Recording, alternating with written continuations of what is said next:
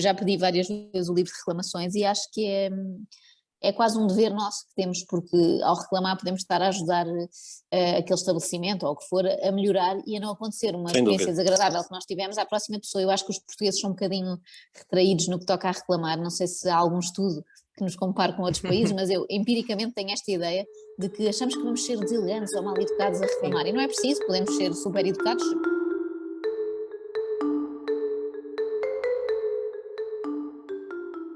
Olá a todos, bem-vindos ao DECOPOD, um podcast da DECO.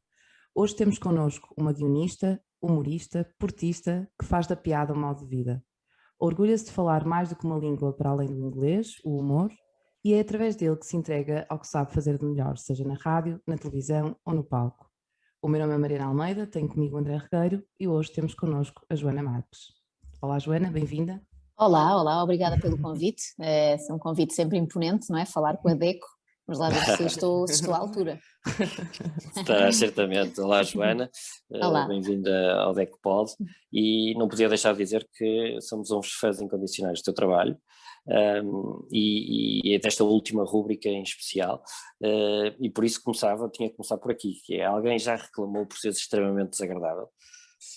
Sim, reclamações acho que recebo todos os dias, às vezes dos visados, mas não tanto, sobretudo de pessoas que gostam muito dos visados e que se sentem elas ofendidas por causa disso, mas eu acho isso normal e natural e até é saudável que possa acontecer, não é? Como estamos numa democracia. Exato. É bom que as pessoas possam expressar a sua opinião, claro que algumas resvalam facilmente para o insulto, mas isso também é o normal já das redes sociais e também já fomos aprendendo a lidar com isso, mas sim, reclamações há muitas, também há elogios, felizmente, como o vosso, que é simpático, e por isso a coisa vai ficando equilibrada. Uns odeiam, outros adoram, e pronto, alguns aqui no meio há de estar a razão. Não, mas olha que a simpatia é mesmo real, e já que tocas nesse aspecto, deixa-me referir que essa questão tu também, conforme disseste, passas as tuas rubricas para as redes sociais e há essa dinâmica diferente, esse contacto direto com o teu público, e às vezes nem sempre muito simpático. Nós também temos essa preocupação na DEC, nomeadamente com os mais jovens, esse mau ambiente que às vezes se cria nas redes sociais.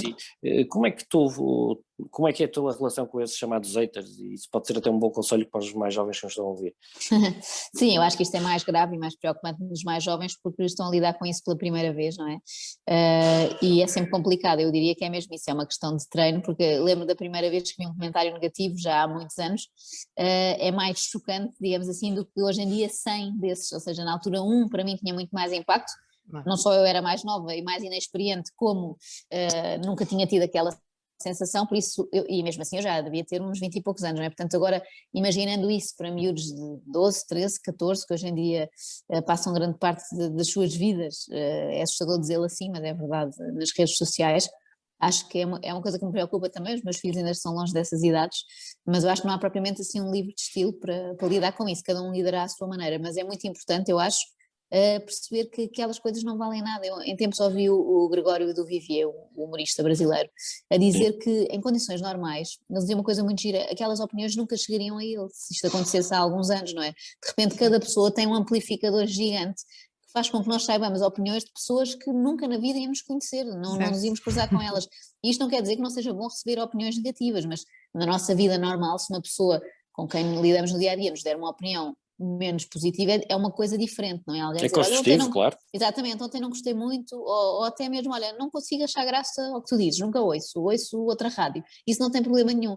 Estou a falar de uma coisa muito mais agressiva, outro nível de agressividade, e que de facto nós, não, como seres humanos, acho que não estávamos formatados para isto, para de repente termos a opinião de 3.000 pessoas, 4.000 pessoas, e muitas delas negativas, e muitas delas também, fui aprendendo isso, são muito pouco sólidas, ou seja, a pessoa envia aquilo, nem pensa mais no assunto, e se às vezes responde a qualquer coisa, a pessoa até vem com uma atitude muito diferente. Eu estava só a brincar, foi só quase para chamar a atenção, ou seja, não é preciso também dar valor demasiado, porque muitas vezes não tem, a pessoa pensou 2 segundos naquilo, deixou lá um insulto qualquer, e nós ficarmos a remoer não faz sentido. Não vale a pena valorizar. Não é? Exato. É um exercício de abstração que as pessoas têm que ter, porque muitas vezes é gratuita, como estavas a dizer, e muitas vezes nós temos muito este contacto com os jovens, no sentido de os alertar para estas questões, como o André estava a dizer, e eles também acabam por também falar connosco sobre isto, ou seja, como é que nós fazemos isto, e portanto estas dicas são ótimas exatamente por esse motivo, exercício de abstração aqui daquilo que é Sim, sim, gratuito, sim. daquilo que é, como disseste bem, daquilo que é sólido e densificado. É muito importante haver dentro de nós essa Sim, sim, possibilidade e de... valorizar quem deve ser valorizado. E quando digo isto, não é Certo. quem diz bem de nós, não é isso. Isso acho que vale o Claro. mesmo, uma pessoa que diga muito bem ou muito mal. É, por exemplo, no meu caso, na minha profissão, eu valorizo muito uma opinião que venha de alguém que tem a mesma profissão que eu, obviamente, porque eu sei Exato. que ele sabe do que está a falar, enquanto que nos miúdos não haverá isto, não tem ainda profissões, mas valorizar a opinião do amigo, da pessoa que o conhece, do vizinho, do primo, dos pais, não é? Há Claro. certas idades em que não valorizamos muito a opinião dos pais ou dos avós, mas essas é que são importantes, não é? Porque são pessoas que sabem daquilo que estão a falar. Como é óbvio, como é óbvio. E, Joana, já agora, enquanto consumidora, também te irritas verdadeiramente? Reclamas? És ativa? Vais para as redes sociais? Pedes o livro de reclamações? Qual é a tua Eu, por acaso, postura? tenho essa luta há alguns anos, e às vezes até com o meu marido, que ele não gosta muito, acha que eu vou assim comprar uma guerra, mas não é comprar guerra, eu acho que eu já pedi várias vezes o livro de reclamações e acho que é quase um dever nosso que temos, porque ao reclamar podemos estar a ajudar aquele estabelecimento ou o que for a melhorar e a não acontecer uma Sem experiência dúvida. desagradável que nós tivemos à próxima pessoa. Eu acho que os portugueses são um bocadinho retraídos no que toca a reclamar, não sei se há algum estudo que nos compare com outros países, mas eu empiricamente tenho esta ideia de que achamos que vamos ser deselegantes ou mal educados a Sim. reclamar, e não é preciso, podemos ser super educados, pedir o livro de reclamações e muitas vezes até não descarregar, porque há pessoas que não fazem isso, mas estão, por exemplo, a descarregar, imagina que é um restaurante, no empregado de mesa que nos está a servir, quando nem sequer é ele que tem culpa, foi uma coisa acima dele, é o gerente, o dono do restaurante que tem a responsabilidade. Em vez de estarmos ali a gastar energia numa coisa desnecessária e a culpar uma pessoa que se calhar não tem nada a ver com o assunto, e pedir que nos tragam um livro, deixar aquilo registado e confiar que depois as autoridades vão de fazer, acho eu, não é? É a ideia que eu tenho, depois uma vista de olhos pelo livro e perceber o que é que se passa em determinado sítio. E, portanto, eu sou defensora do livro de reclamações e das reclamações online, as várias formas que há de reclamar hoje em dia, porque acho que isso pode ajudar quando nós fazemos, por exemplo, a review de um restaurante onde fomos. Estou só a falar de restaurantes, é só porque estou com fome agora. Eu acordo muito cedo e é esta hora que estamos a gravar, eu já almoçava. Mas eu acho que fazer, por exemplo, uma review não tem que ser destrutiva, mas se eu vou dar uma opinião numa aplicação de restaurantes, um TripAdvisor, o que for, eu acho que devemos deixar uma opinião sincera, não é destruir, mas é dizer, este aqui ficou aquém da minha expectativa, podia ser melhor, ou seja, acho que não há mal nenhum em partilhar essas opiniões e temos todos a ganhar, a começar pelo próprio sítio, não é? Se os clientes derem opiniões, eu acho que eles agradecem. Sem Aquilo que dúvida. disseste, Joana, é muito importante e assim só para complementar, que é, de facto, fazer uma reclamação muitas vezes ajuda ao próprio estabelecimento, ajuda ao mercado, mas para além disso, e às vezes as pessoas não têm muita noção disso, que é, nós já tivemos muitas experiências destes factos, que é, as pessoas reclamam uma determinada situação e se ela é muito padronizada relativamente a um determinado setor, a força disso pode levar a que haja até uma alteração legislativa e muitas vezes isso o consumidor não entende Sim, isso, sim, não nós chega a somos ele, não só é? um, não é? Nós somos só um, Exatamente, mas não pensamos que pode haver milhares de pessoas com o mesmo exatamente, problema. Já me aconteceu, eu não sou muito apologista de ir fazer barulho para as redes sociais, porque acho que isso também é claro, sempre um bocadinho desigual, porque eu se calhar tenho uma claro. audiência maior do que tem outra pessoa que tem o mesmo problema. Por outro lado, pode ter esse efeito de eu falar de uma coisa que outras pessoas estão a viver e não têm o tal amplificador tão grande. Portanto, eu não uso as redes sociais para resolver nenhum conflito, mas já me aconteceu partilhar ou nas redes sociais ou no programa Irritações da SIC Radical, que tem precisamente a ver com as nossas irritações, um problema qualquer, imagina com operadoras de televisão, acontece muito, não é? Certo. Das MEUs, da NOS, e ao falar Claro. disso, depois sinto que um monte de gente reage, tenho muito feedback, pessoas estão a passar o mesmo, e acredito, por exemplo, há uns tempos lembro que houve a história dos contratos de fidelidade, não é? De fidelização, que eram Fidelização. exagerados e tal, e houve uma alteração nesse sentido, não é? As pessoas não Exatamente, podem ficar amarradas a uma televisão para sempre.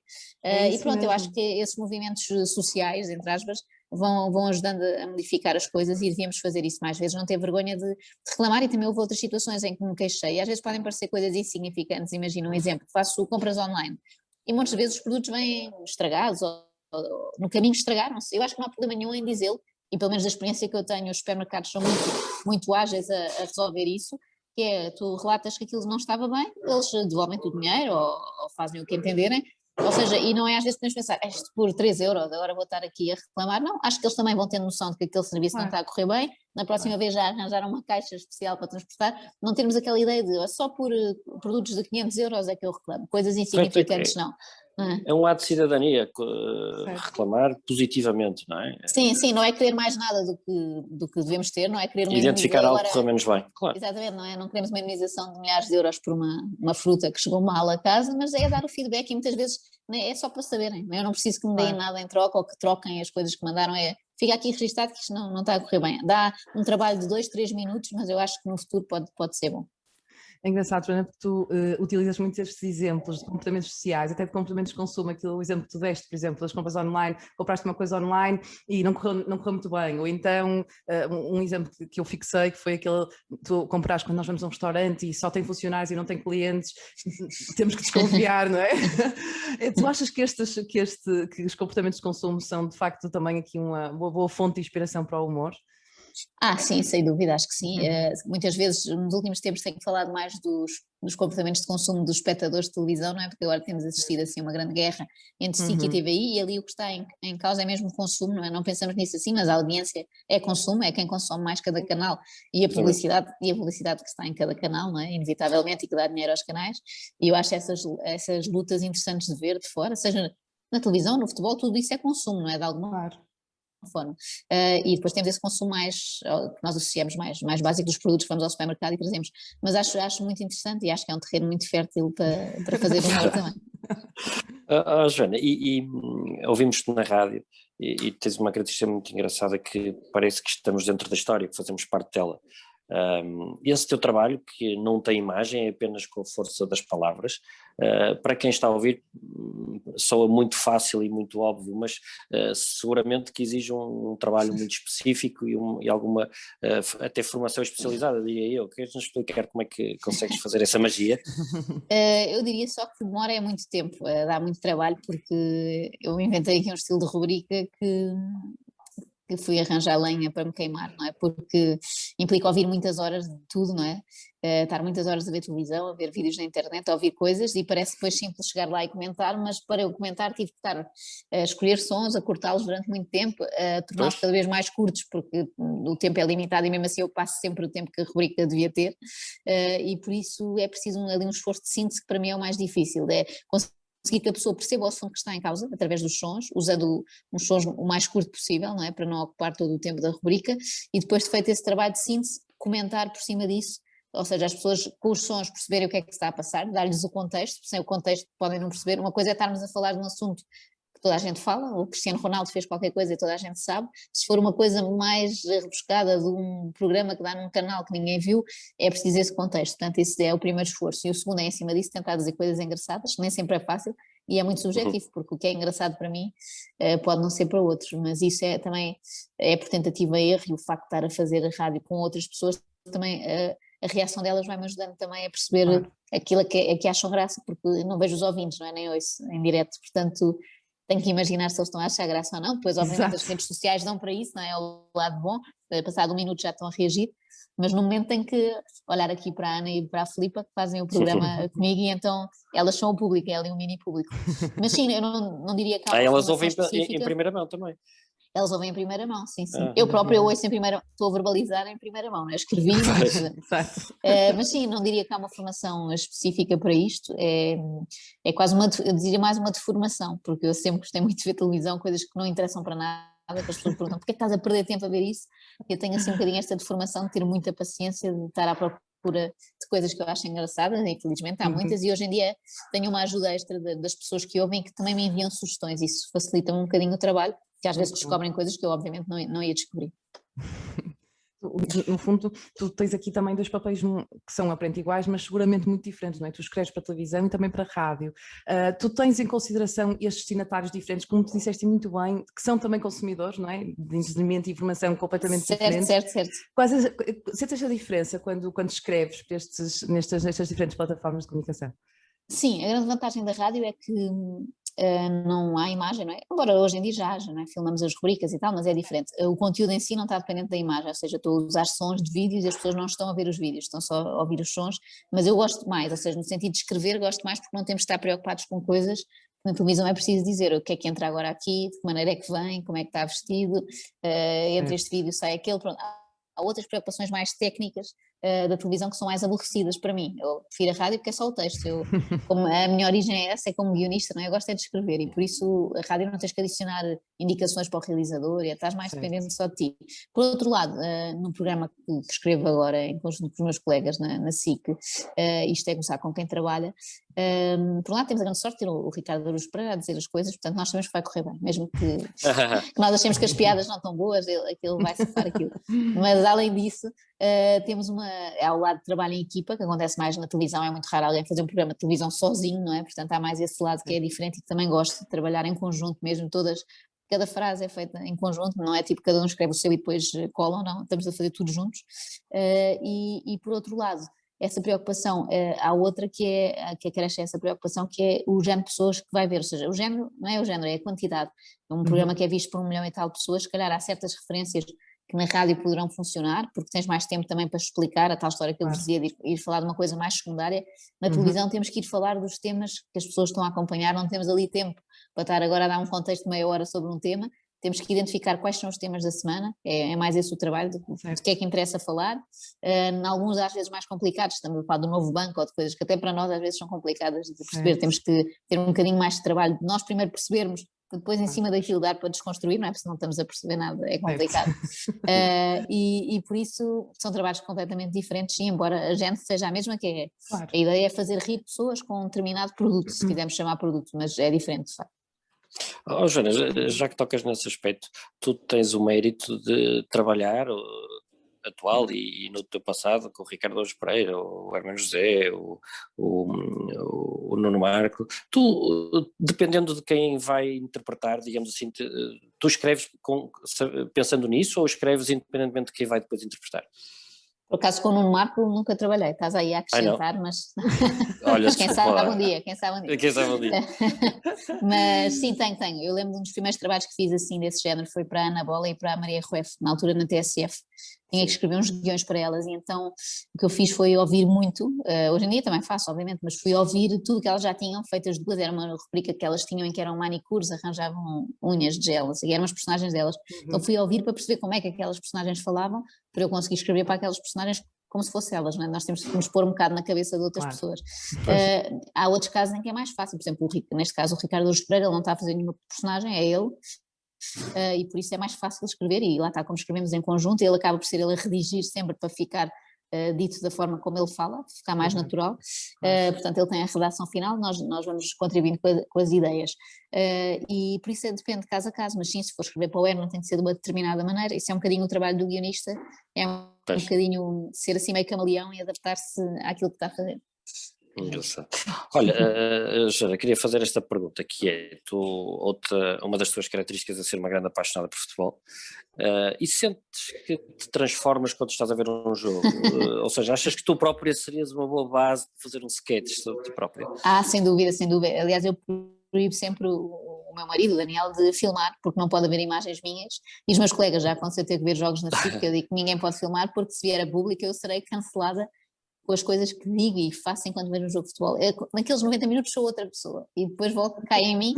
Felizmente tenho desenvolvido uma capacidade de cair em mim cada vez mais rápido, porque eu acho que é absurdo e irracional ficarmos chateados com um jogo de futebol muito tempo, para lá dos 90 minutos, até porque não é a nossa profissão sequer, não é a nossa vida, e portanto eu tenho tentado dominar esse lado de, imagina, estamos a gravar isto e o Porto perdeu um jogo, não é, com o Chelsea, e eu não fico a remoer naquilo. Se for um jogo muito especial, pronto, se calhar que decide um campeonato, fico mais um pouco. Mas tento não ficar, porque acho que é muito bom vibrar com o futebol, mas é péssimo que isso alastre para as outras áreas da nossa vida, então ando a tentar dominar esse. A construção é maravilhosa. Eu acho maravilhoso. Joana, achas assim que o humor, no fundo, faz e em geral, tu achas que ele, no fundo, pode ser aqui uma ferramenta para criar aqui alguns skills na sociedade de consumo e não só, no fundo olhar para o humor como uma ferramenta de comunicação que pode mudar o comportamento das pessoas e eles utilizarem para criar aqui alguma dinâmica, eu faço aquilo, é um bocadinho estúpido, se calhar vou mudar. Achas que pode ser? Não sei, eu acho que o humor não tem essa responsabilidade, não é que seria uma grande pressão, mas pode ser que aconteça por acidente quase, eu já tenho tido alguns feedbacks nesse sentido, até de pessoas de quem às vezes falei, que me dizem assim, as que reagem bem, não é? As outras normalmente não me dizem nada ou dizem coisas não tão boas, mas acontece de vez em quando uma coisa que eu acho curiosa, e nem sei se eu seria capaz de fazer esse exercício sobre mim, que é elas dizerem: olha, tinhas razão, eu não tinha reparado que fazia aquilo. Às vezes são tiques, são manias, são às vezes também pessoas. Eu gosto muito de falar de pessoas que têm assim um grande ego, uma grande autoestima e que se elogiam muito a si próprias, e às vezes elas ouvindo pensam: realmente se calhar está a ser um bocado mais. Ou seja, não quero que elas deixem de ter amor próprio, atenção, mas elas percebem que estão a verbalizar se calhar demais e que para os outros pode passar uma ideia errada, não é? Que eu acredito sempre que é isso, eu não acredito que as pessoas sejam, ou seja, eu exagero, eu faço um retrato delas muito exagerado. Olha, esta pessoa adora-se, é isto. Claro que a pessoa não é sempre isso, mas alguns na sua vida pública está sempre a dizer bem de si. E às vezes vou recebendo feedback da pessoa que diz: olha, ouvi aquilo e realmente, há uns tempos houve uma pessoa engraçada de que eu falei, que era o Fred Canti Castro. Ele anda ali um bocadinho no ramo do desenvolvimento pessoal, não é? Assim, dá dicas, não? Ele diz que não é bem autoajuda, mas é um bocadinho, é uma espécie de, pronto. E depois encontrei-me com ele, passado alguns dias de falar com ele, e ele disse, ele foi muito simpático e teve bastante fair play, e disse que tinha reparado numa outra coisa de discurso que ele usava, não sei na altura se era um estrangeirismo, já não sei em que é que peguei, e ele: é verdade, olha, vou tentar começar a fazer menos. E deve ter conseguido, porque ele é daquelas pessoas obstinadas que acorda sempre às 5 da manhã, toma banho frio, aquelas coisas que os gurus nos recomendam, ele faz tudo isso, é disciplinado, e se calhar ao ouvir uma análise minha sobre ele, percebeu: olha, faço aqui coisas que nem notava, mas claro que eu não faço com esta intenção, nem acho que as pessoas devam ouvir e acatar, dizendo: sim senhora, ela apontou isto, Claro. ela apontou isto e tem que fazer, por isso, mas Mas sim, é um pode efeito, acontecer. um efeito colateral. Eu, pelo Colateral, menos sim, sem dúvida. eu sinto Sem dúvida. completamente isso. E às vezes as próprias pessoas, as que ouvem, ficam alerta disso para outras, não é? Começam, imagina, no fundo o que eu faço é realçar uma característica qualquer, e as pessoas depois ficam atentas a isso e notam isso noutras, e às vezes avisam: olha, esta outra pessoa também é assim, e mandam-me. Eu acho isso giro, que a pessoa ficou mais atenta para uma coisa normalmente inútil, mas ficou.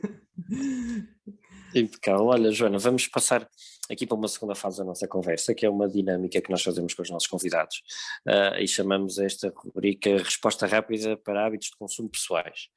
Okay. E portanto, basicamente, eu vou-te dar duas hipóteses e tu podes escolher uma e justificar se assim achares que deves fazer, não é? Foi algum trabalho de pesquisa que nós aqui fizemos, e portanto a primeira é: pastéis de Belém ou corações da cidade do Porto?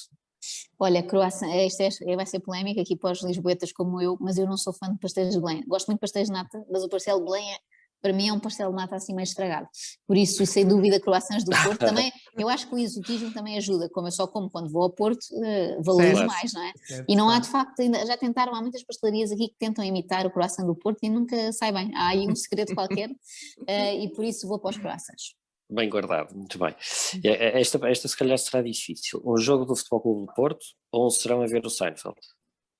Não é fácil. Eu, por acaso, vivo com um grande fã do Seinfeld. Eu sou também, não quero agora só dizer coisas polémicas. Abaixo o Pastel de Belém, abaixo o Seinfeld. Eu gosto, mas não sou louca, nem sequer vi os episódios todos, nem nada. Eu vivo com alguém que passa a vida a rever episódios. Eu não percebo isso, com tanta coisa nova para ver, eu não vou rever. E então, um jogo do Porto. Parece mais do que justo. Rua Sésamo ou Patrulha Pata? Ai, Rua Sésamo, que saudades que eu tenho, e sobretudo agora sou obrigada a ver Patrulha Pata, já estou enjoada, que até é giro, mas não é dos mais giros. Há desenhos animados que eu tenho descoberto e que são muito giros. No outro dia o meu filho começou a ver um chamado Sherlock Yak, que é assim um animal que é detetive, como o nome indica, e é muito giro, que é tipo uma coisa de crime para crianças. Quem tramou o crocodilo, eles têm que descobrir, e eu dou por mim a ver aquilo interessada, e tem piadas, muitas vezes acontece nos desenhos animados piadas que são mais para os pais do que para os filhos, não é? E pronto, mas a Patrulha Pata, a Patrulha Pata já me aborrece. A Mariana, vou fazer aqui uma inconfidência, obrigou-me a ler, e eu li com todo o gosto aquele texto sobre a Rua César, estava delicioso. Estava maravilhoso, porque no fundo dava aqui aquela ideia, por um lado, que, ok, porque eu sou muito nostálgica relativamente à Rua César. Pois é, isso é a nossa nostalgia a funcionar, sim, não é? mas depois tu davas uma palavra de expressa que eu achei maravilhosa, que é os nossos filhos, porque eu também tenho essa preocupação, e então os nossos filhos daqui a uns anos também nos vão falar com a mesma nostalgia sobre a Patrulha Pata e sobre outros desenhos animados. É verdade. E nós temos sempre aquela noção de eles não vão ver, sei lá, o Tom Sawyer, não vão ver a Rua César, mas depois realmente, quer dizer, também vão criar as suas lembranças. Eu achei aquilo de um equilíbrio genial, portanto, gostei imenso. E, Joana, eu sei que não é, se calhar não pode ser uma escolha, mas palco ou rádio? Há rádio, sem dúvida, até porque as minhas incursões no palco são raras e um bocado à força, não é uma coisa que eu adoro, não quer dizer que não volto a fazer, e percebo e de facto quando lá estou depois a sensação é boa, porque estás ali com muita gente que é o oposto do que acontece na rádio, não é? Que não vês a reação às piadas, mas sem dúvida rádio, sim. Essa foi Tens fácil. muitas Anas e muitas Filipas à tua frente ali. Exatamente, exatamente. Joana, agora temos aqui, pronto, a nossa reflexão final, que está sempre associada um bocadinho aqui à perspectiva que os convidados têm daquilo que a DEC pode ainda fazer, ou nos vários setores que nós temos na sociedade. Tu recentemente escreveste um artigo com uma previsão para Portugal em 2031. A pergunta que nós temos para ti é: como imaginas a intervenção da DEC em 2031, mas sem ser extremamente desagradável, por favor? Não, espero que não seja desagradável, porque eu por acaso vou tendo experiências, não diretamente comigo, mas à minha volta. Por acaso até acho que uma vez foi comigo, mas já nem me lembro bem. Tinha a ver com uma companhia aérea que vendeu bilhetes e logo a seguir fechou. Ou seja, vendeu bilhetes sabendo já que ia fechar. E eu acho que tive um problema com isso e tive a ajuda da DEC na altura. E acho que as pessoas em alturas de aflição reconhecem essa ajuda da DEC e percebem para que é que existe e como é útil, não é? Às vezes na nossa vida normal, quando tudo corre bem, nem nos ocorre, não é? E não nos lembramos que existem e que vão tendo esta função também às vezes, como vocês falavam há pouco, até de prevenir certas coisas, não é? A ensinar, no fundo, os consumidores a fazerem valer os seus direitos, que é também uma coisa importante, antes de haver o problema, nós conseguirmos antecipá-lo e não cair neles, muitas vezes. E por isso acredito que a DEC vai continuar a fazer isto no futuro, é a minha perspectiva, né? É a expectativa, aliás, que eu tenho para a DEC continuar a ajudar os consumidores e acho que os conflitos de consumo infelizmente vão acontecer cada vez mais, até porque nós consumimos cada vez mais, portanto acho que é uma coisa leva à outra, não é? Nós, se calhar antigamente, uma pessoa tinha em casa uma televisão, depois tinha a conta da água e da luz e pouco mais, e agora se calhar temos um renting de um carro, mais não sei o quê, mais um aluguer de uma casa e depois uma casa de férias de não sei o quê, e depois fomos a um Airbnb, temos duas boxes com televisões diferentes e Netflix e HBO, ou seja, e Spotify, e nós estamos sempre a consumir, mesmo quando não reparamos que estamos a consumir, não é? Tudo é consumo e por isso eu acho que o papel da DEC vai ser cada vez mais relevante. Eu estou a contar convosco para quando precisar da próxima vez. Claro que Podes sim, contar, claro que sim, Joana. Joana, muito obrigado pela Obrigada, excelente Joana. partilha e vamos nos vendo por aí. Combinado. E um beijinho grande e muito obrigado mais uma vez. Beijinhos, obrigada. Um beijinho Obrigada e pelo convite. obrigada, Joana, obrigada.